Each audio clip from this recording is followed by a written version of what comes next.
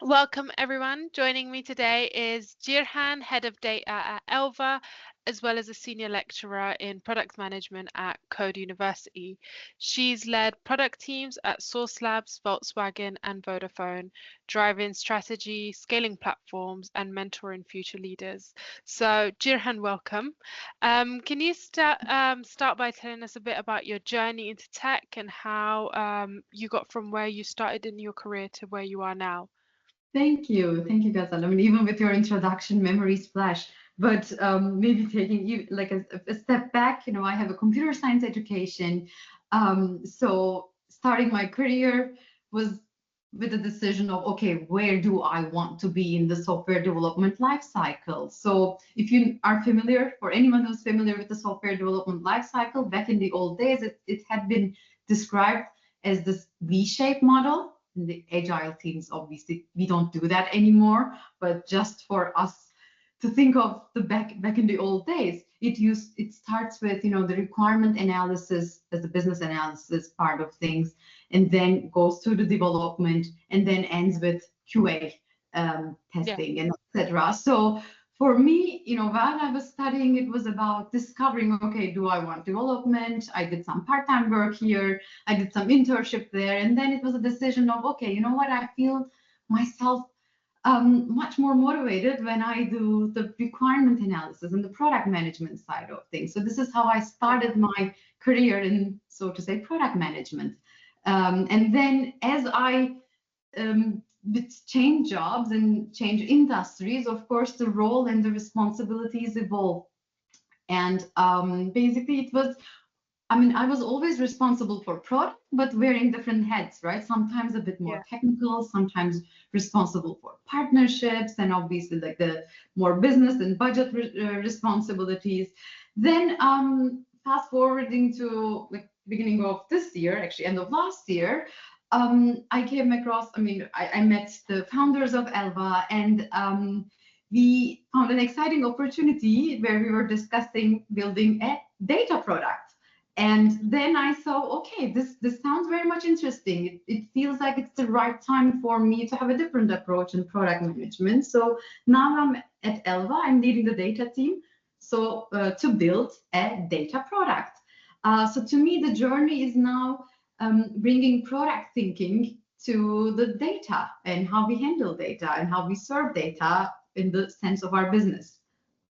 Interesting. And do you think coming from a product background to now being in a data role has changed the way you think of the data product itself? Do you think there's anything that's been a bit of a positive or a negative from having that initial background in product to move into data? Yeah, that's a great point. Obviously, I think, I don't want to say traditionally, but today commonly the data teams are obviously much more technical teams, right? And they're either placed within engineering departments or kind of in adjacent. My role is also not so different than this, but bringing the product thinking, of course, is changing the way how we approach data. It's not just a data point where we aggregate and transform and then serve, but it's more about, okay, the product management thinking or product thinking per se denotes that, okay, what's the business value of this data? So for each data point that we own, we are now considering, okay, what's the competitive advantage of this? And then we take a look at the user value of this data, right? Why are users interested in this data? When we look at their overall journey, at which jobs to be done, at which job they are actually finding this data useful, and also technological side of things, right? So basically product thinking brings that business user technical problem into just applying that knowledge and applying that mindset to data. So I find it very inspiring, and I find the data in that sense serving for the whole company overall, right? So I must say that I find the transition rather smooth. Interesting. And you also mentioned at the beginning of the podcast that when you started initially, there was a very different model to the way of thinking, where you guys followed the V model. I'm sure that's just one of the many things you've seen change in the. Yeah. the last couple of years.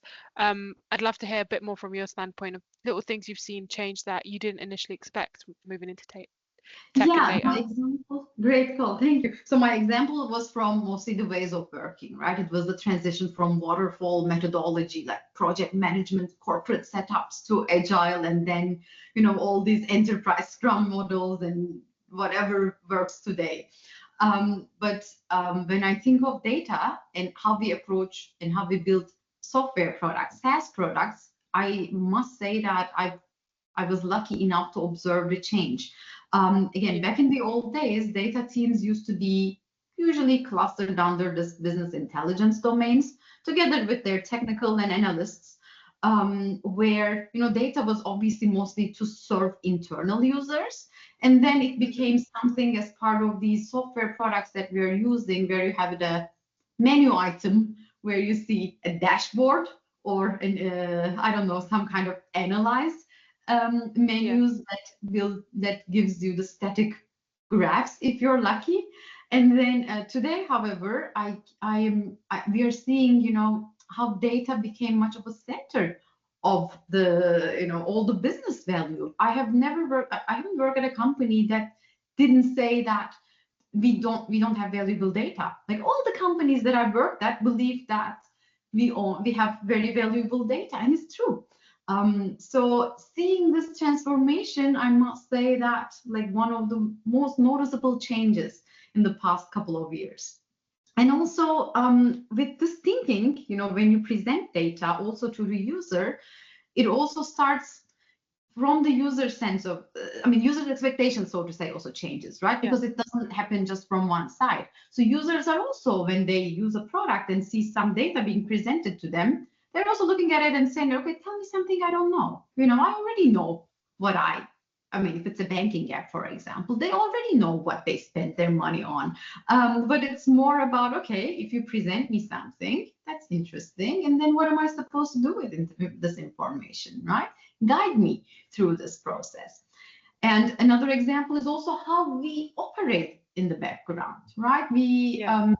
All the marketing and sales activities are transforming from these outbound activities, traditional, to inbound activities, where the product-led growth models emerge. Growth engineering or growth product management is a rather new roles that we started seeing in the last couple of years. And this is all about, again, optimizing the sales process, right, or the nurturing process. Even any organization wants to invest in a customer that we believe are interested or likely to buy our product or likely to upgrade our product. And when you think about this, the underlying technology per se is always data.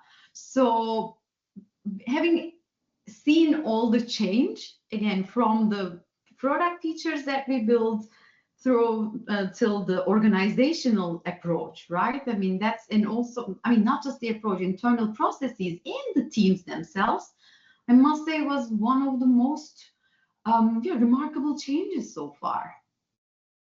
Wow, interesting. And then thinking of now that we've gone through the past a bit, thinking towards the future, towards situations such as AI coming up and being much more broadly used in everyday life. What sort of advancements do you think are happening in AI, and what impact could they have on the tech space? Yeah, so it's undeniable. In the past couple of months only, the way we interact with knowledge has changed drastically, right?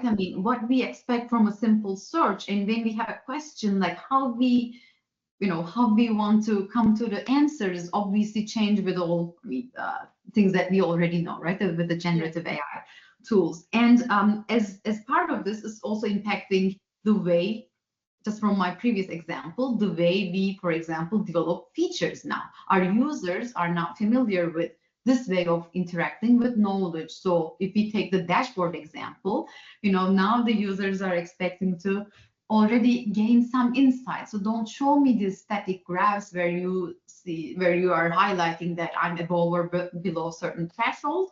Tell me something what I should be doing with this information. Yeah. Or similarly, right, we also talked about the organization, the workforce. the required skills are of course changing, and it can even be scary, to be honest. Like there's a lot of uncertainty.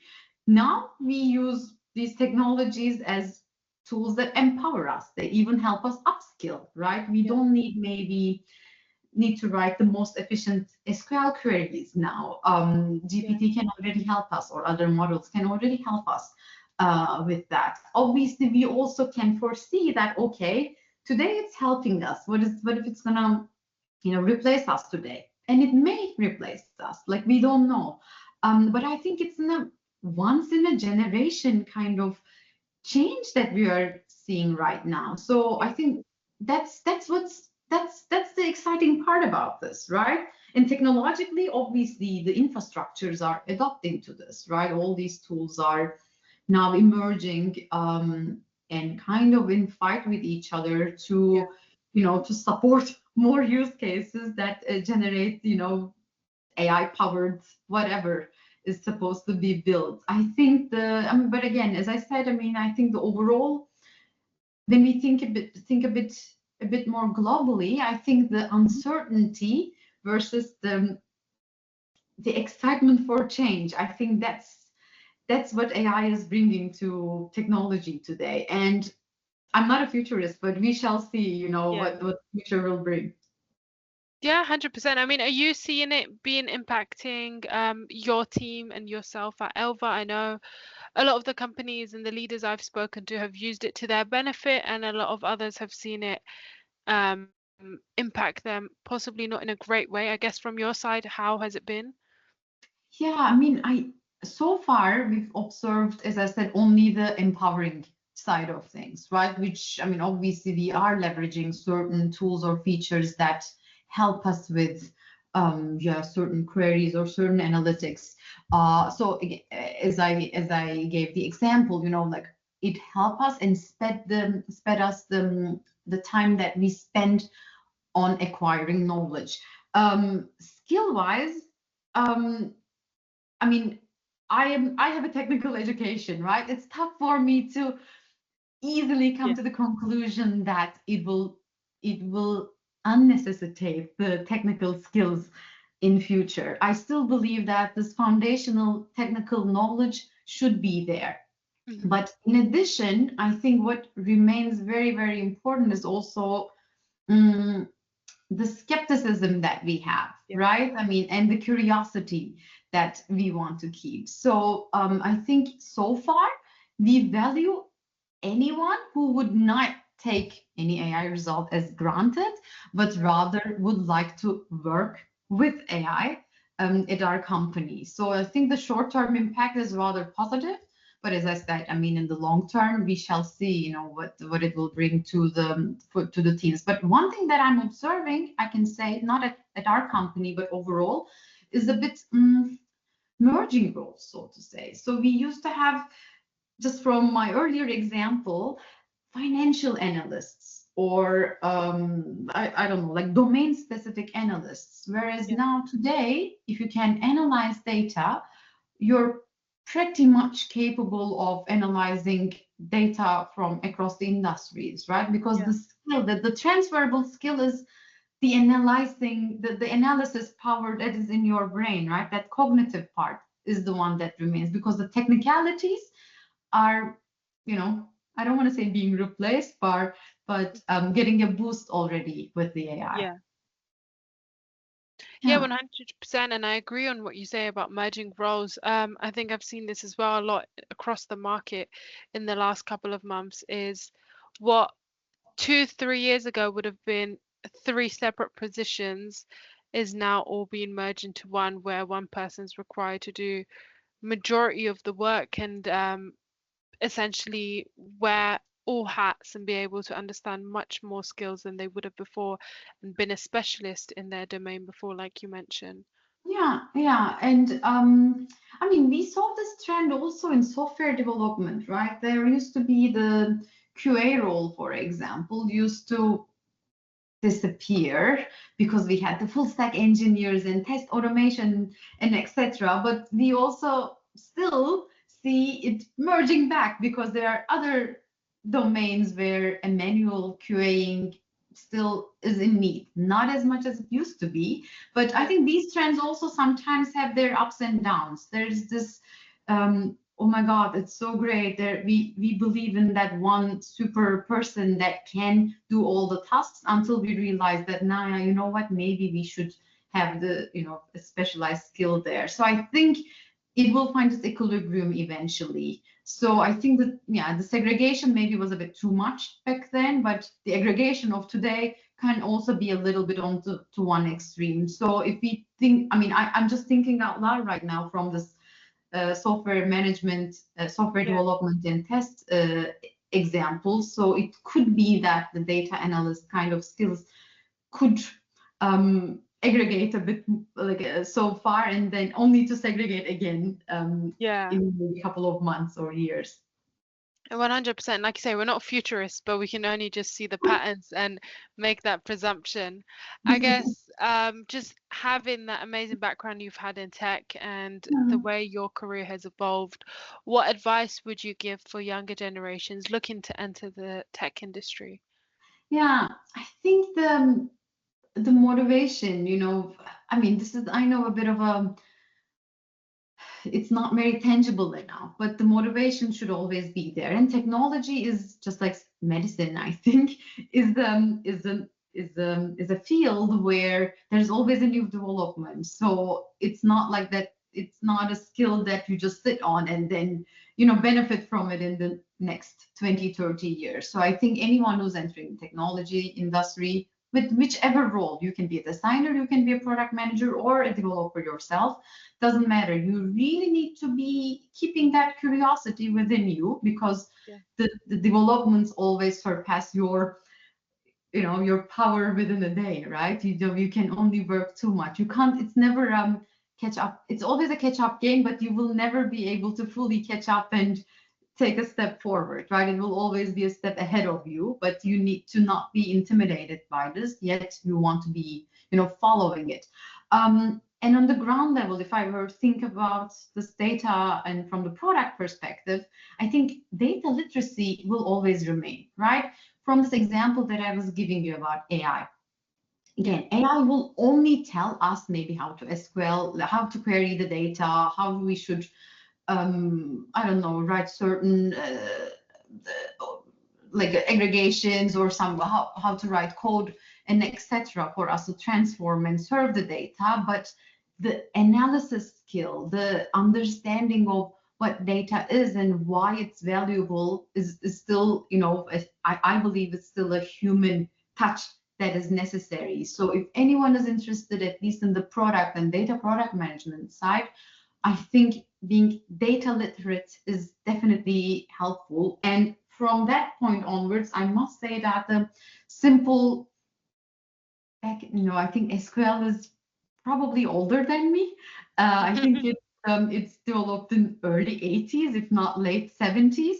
I think the certain skills will always be there. Like, for example, having a basic SQL knowledge, having an understanding of how API connections work. These are like golden bracelets, where my grandma used to say that you can always keep. It will never lose its value. I think you can only build on top of those. So I would recommend, on top of keeping the curiosity and the motivation that they have inside, improving their later, let's say, literacy skills, and maybe putting like some small technical knowledge on it as like a cherry on top would, I think, be beneficial for them in the mid and long term. For sure. And it's amazing the way you described it. I couldn't have said it any better. Tech is constantly evolving and you always feel like you're running to catch up. But the truth is, you will never fully catch up, because even as we're having our conversation at the moment, it is evolving. That's the way it is. And you've just got to have that passion to want to keep learning and want to keep chasing it and understanding as much as you can. But yeah, honestly, I couldn't have said it any better. And thank you so much for your time, Ceren. It's been a pleasure having you here. Thank you. Thank you. It was a fun conversation, and it also helped me reflect a lot on my journey towards and my journey in the future. So thank you for giving me this opportunity to chat.